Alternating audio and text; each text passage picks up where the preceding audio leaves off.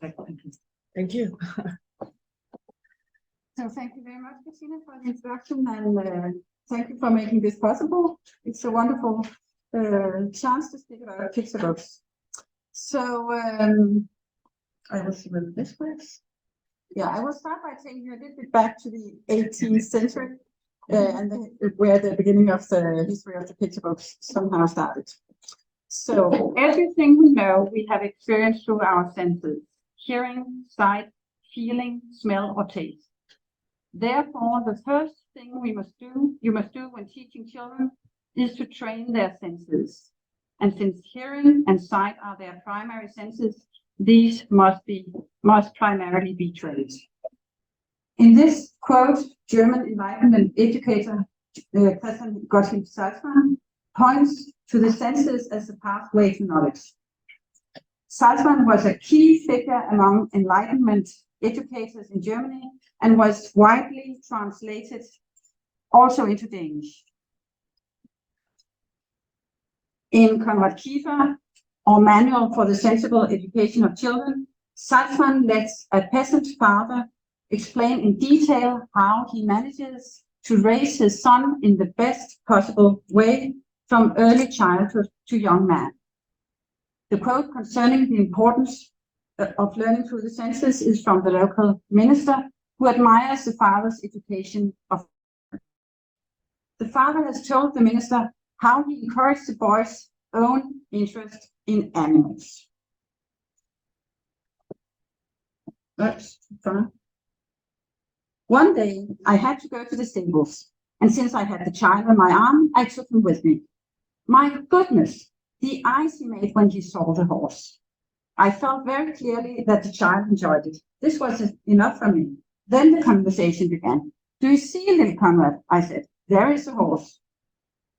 Look how big the eyes are. Hear how it stomps. I stomped in the ground myself so that the child would know what it means to stomp.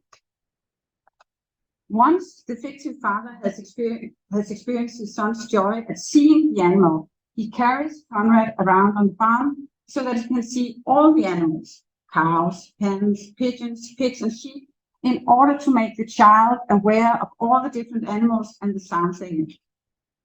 Through this example, the reader of Salzmann books learns that children could and should learn about the real world, in this case the animals, by seeing and hearing them with their own eyes and ears. So next stage in Conrad's education begins when he receives a picture book with pictures of all kinds of animals for Christmas. The father explains how he taught Conrad the connection between sounds, objects in the real world and image when he began reading this picture book with his son and asked him, "What is that?" "It is pigeons." That is what the pigeons say. Much to the surprise of the father, the young boy recognized the animals he had seen in real life when seeing the images in the book. The father stopped explaining and just asked, "Where is the horse? Where is the dog? And where might the horse be?" And every time the father explains, the child pointed to the right place on the image I had asked about. So I introduced Salzmann's more than 200-year-old book text to you as an important and early example of conventions linked to picture books about the real world, and the picture book as a medium. Salzmann simply describes the picture book as a medium that enables the child to connect objects in nature with their representation in sound and image. Centuries later, researchers in children's language acquisition, Catherine Snow and Annette Nino, describe very similar principles of repeated reading circles of naming and pointing in the empirical studies of young children reading with their parents. In the article Contracts of Literacy, what children learn from learning to read books, two of the contracts they observe children learning is that pictures are not things but representatives of things, and pictures are for naming. Snow and Nino also describe how book reading teaches the child certain conventions about how to interact with a book. Books are for reading, not for manipulating. They observe how young children learn the proper use of books, for instance, not to try try to eat or tear them. So today I will analyze and discuss how 2 picture books encourage children to interact with books and gain knowledge through the senses, especially touch and sight. I will ask, how do 2 contemporary picture books appeal to the senses? Too far. How do 2 contemporary picture books appeal to the senses when trying to teach children about nature? What are the affordances of these books? Which type of bodily interactions do they require? What are the affordances? What do these affordances say about the way we expect children to experience the relationship between child and nature, book and reality? A central concept in my analysis is the term affordances. Originally coined by the perceptual psychologist James Gibson in 1977, in media studies, the term is used to discuss uses and interactions in relation to media. American literary scholar Jacqueline Reed Walsh and Canadian expert in children's books and media and historical, once again, American literary and media scholar Jacqueline Reed Walsh and Canadian expert in children's media Margaret Mackey have also applied the term in studies of children's books and media in historical and contemporary contexts. In the article, Activity and Agency in Historical Playable Media, Jacqueline Reed Walsh discusses affordance as what is facilitated and what is restricted by the design and structure, including intentional and unintentional reading, viewing, and playing paths that may either accord or contradict the stated intent of the narrative. The 2 books that the 2 books are chosen among many books that try to teach children facts about nature. But I find these 2 examples thought-provoking in the ways in which they appeal to the senses, especially hands and the eyes, and try to transmit knowledge about nature in different ways.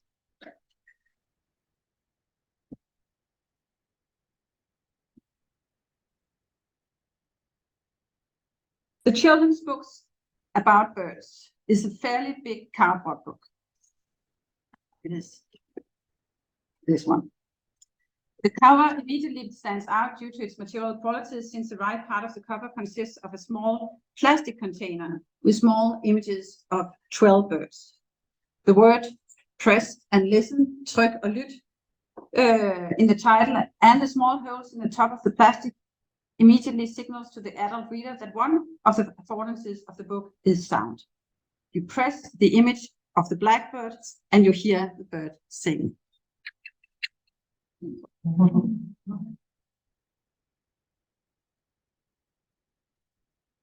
And it goes on. You press the image of the lark and the lark sings. The reader is mentally transported into the realm of nature in this way. You open the book.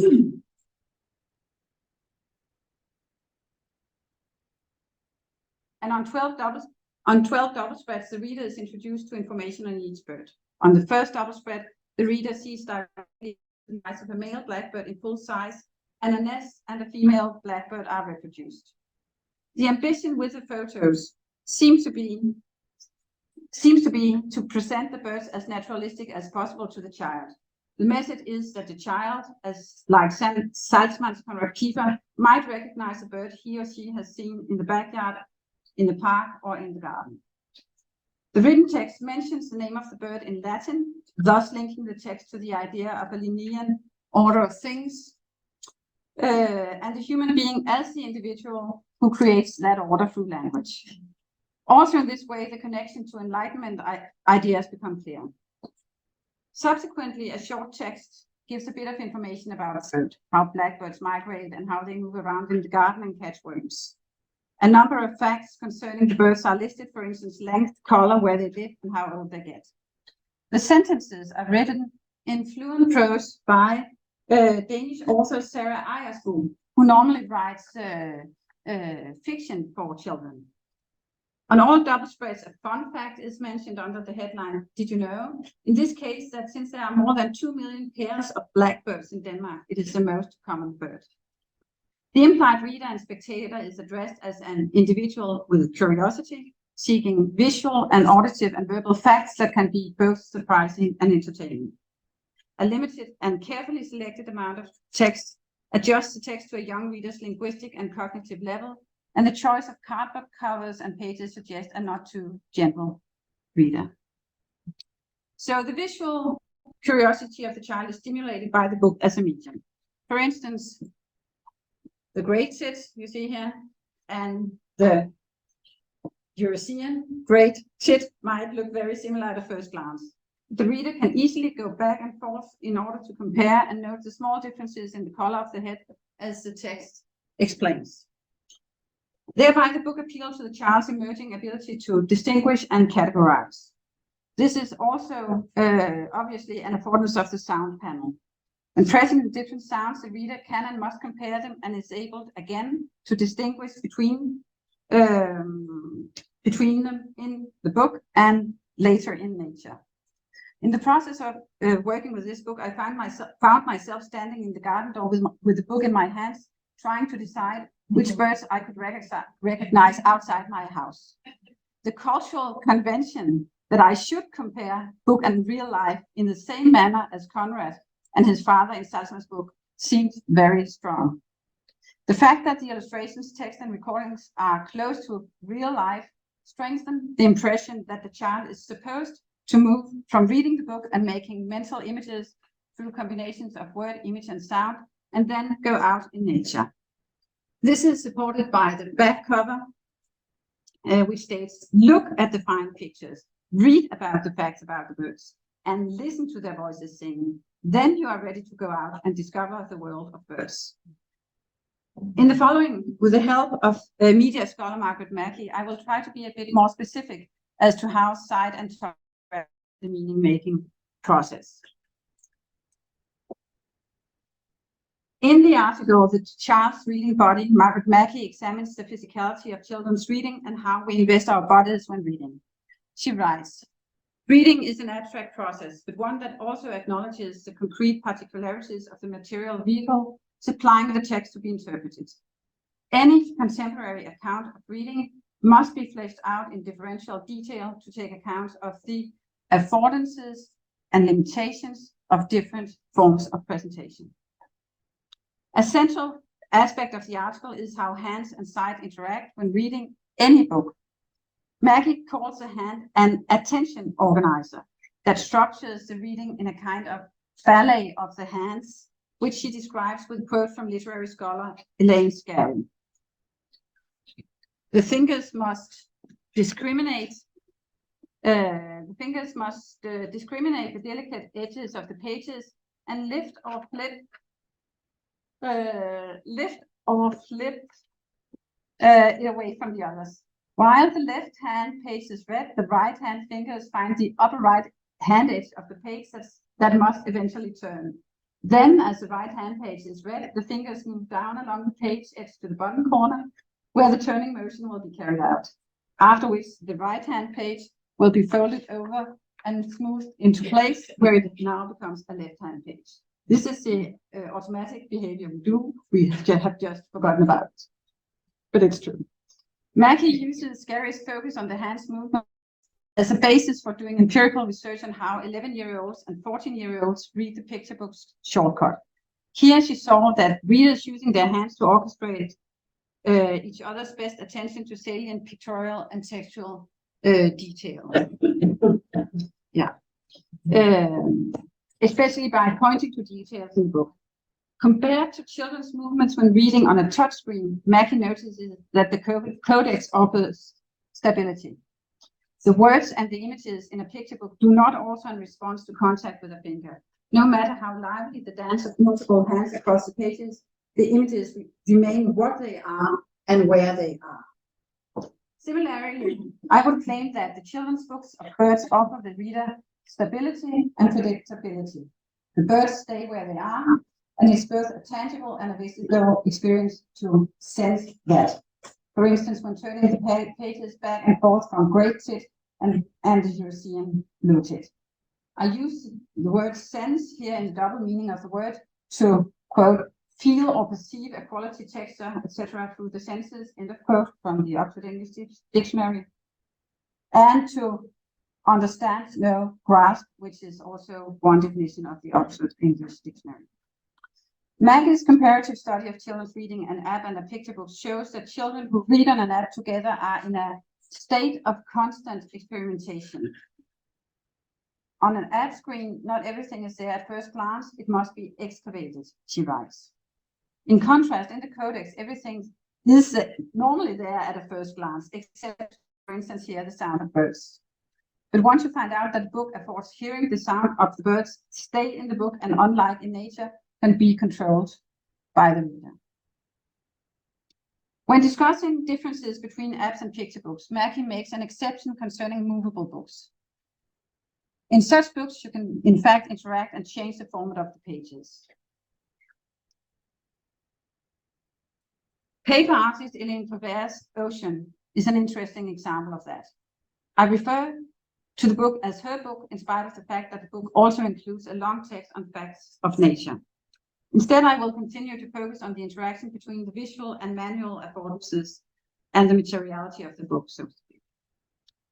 Ocean is a tour de force or a catalog of different ways an illustrator or book designer can manipulate the idea of the blank page. In the section on books with parts omitted in the article Materiality in Picturebooks, Iljim Alaka lists books with cuts, books where cut-out omissions are integrated in the narrative, and thereby quote hints at the physicality of the book, end of quote. In Ocean, the manipulations with the pages are not integrated into the narrative. So what is the function of the many cutouts and possibilities of lifting elements and changing the format of the book? When opening the book, the right part of the end pages, these are the end pages, are transformed into a very delicate, transparent wheel of paper. It affords, for instance, that the reader holds one hand under the page and get the feeling of the hand being underwater and sensing the surface of something as intangible and almost fluid like the surface of the ocean. Sight and touch also interact in many other entertaining ways in which readers are invited to explore the double spreads in variations of a hide and seek game. On almost every double spread, Prévert makes new interactions possible. You see the polar bears in the polar. You see the penguins in the polar oceans, and you make the book show you the whales underneath it.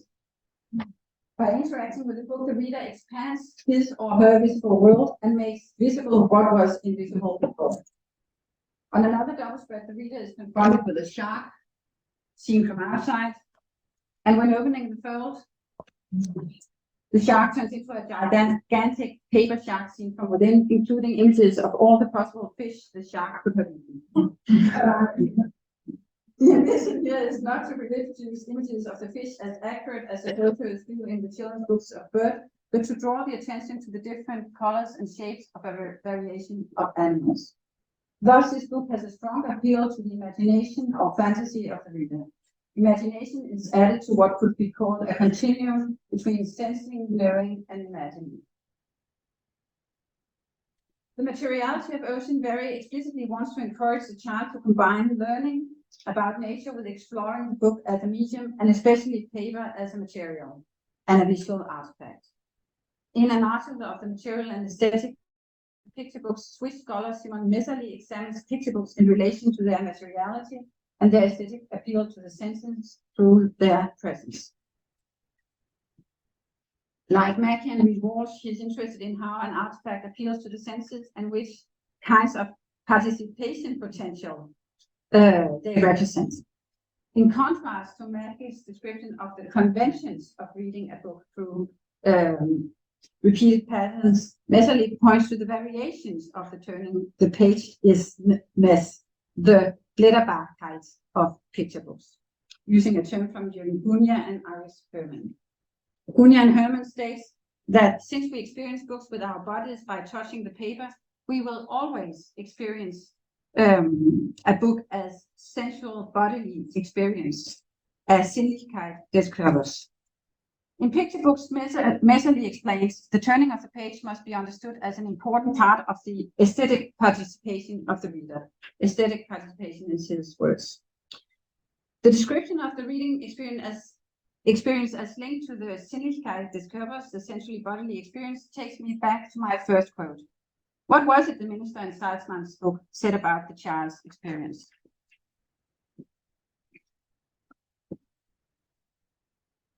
He said, everything we know we have experienced through our senses. Hearing, sight, feeling, smell, or taste. Therefore, the first thing you must do when teaching a child is to train when teaching children is to train their senses. In continuation of this, one could claim appeals to using one's fingertips in a very delicate manner when reading, carefully to move the hands around and under the page in order to explore cutouts and thereby explore how something could be hid behind or under a page, or in the case of nature, here you open, you find a stone, and you look what's underneath the stone. By offering the child to activate the page, it also encourages the reader to move between what is stable and movable, present and absent, out in the open and hiding, in the book, but also in nature. So what have I learned from trying to make sense of the ways in which these two books encourage child readers to use their senses and make sense of the world? First and foremost, I have become much more aware of the degree to which fingertips are used as a kind of extended eye. Having interacted with these two books for a while, it feels as if my hands are transformed into a kind of tentacles, a collector of information when reading. But I have also been reminded that hands and senses are used in a similar explorative way when children and adults go out in nature and turn a stone or listen to the birds. Both books seem to rest on humanist enlightenment ideas, and the child is basically addressed as a potentially enlightened citizen that conquers nature by naming and knowing. An eco-critical or eco-feminist reading would perhaps question such an approach to nature. A preliminary conclusion to reality, the affordances and the appeal to the senses in these books in different ways construct a reader who experiences a world where sometimes books are stable and solid and can represent nature and knowledge as such. Sometimes books are dynamic, transformative, and fragile, and encourage the reader to explore that fragility and what is behind the surface. Both books leave the reader with a feeling of only having grasped a tiny corner of the world of books and nature. And in that sense, the reader is also left with a strong encouragement to and a feeling of need to continue to look, read, listen, touch books and nature. Thank you.